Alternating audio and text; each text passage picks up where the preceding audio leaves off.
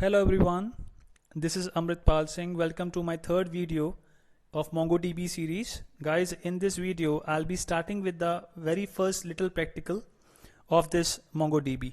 So today we'll be working with database. We all know in the case of MongoDB, we have three major things available: database, followed by collection, followed by document.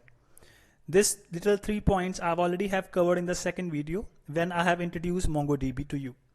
Today, I'll be making use of my Ubuntu machine and making use of Mongo shell, and I'll be helping you out to creating a little database here. Alright, so let's begin. You can see in front of you, I've already opened up my Ubuntu machine, and let me take you to the shell. So I've already opened up the shell here. Guys, when you work with Ubuntu, right, you need to just simply write Mongo on the terminal. When you write Mongo on the terminal, when you press enter, it will take you to the Mongo shell.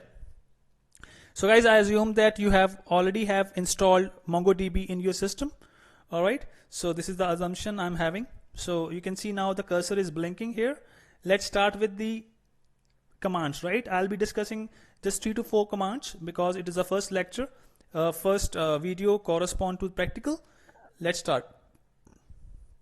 When we start with MongoDB, guys, the very first point is we have one command which is called show DBS. Show DBS equivalent of show databases, right? So I want to check how many databases I'm having. By default, guys, you'll be having the default databases of your MongoDB when you're using it for a very first time. You will find admin, config, local, test, right, in your machine.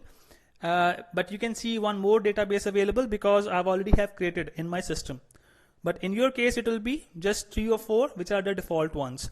So how to create a database? We need to use a command, use space a database name. If the database name is already existing, let's suppose new DB, it will take me to the new DB. Otherwise, it will create a new database.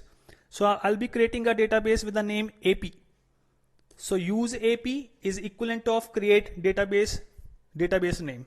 All right. So this use AP, it means we have created a database called AP. So if you want to check which database I'm currently in, simply write DB. You can see that I'm in a database AP. All right. So use space database name. It will create a database. The simply DB will print the existing database in front of you. So how to start with this, right? So next point is, if you go with show DBS again, you will not get your AP here. So you must be wondering why it is not available. Guys, the database will only be available if and only if it's having at least one document in it. Document means row, right? So let's add a row. I'll be talking about this row and collection in next video because I just want to make you see that it is available in show DBS command. That's why I'm just doing it here, right? But I'll be discussing it separately in the next video. So how to add up one document in it? We need to write db dot collection name, any collection name. I'm keeping it as maybe my col something dot insert. All right. Then we need to put up in a curly bracket the document. So document, I'm putting it as name colon. I'm putting my channel name as my value. I've already have told you this point last time that MongoDB is storing a data in key value or field value pairs. All right. You can see it is now inserted. So now if I run the show DBS command again, I'll get my AP here, right? All right. So this is the database creation thing. Now how to drop a database? Very simple.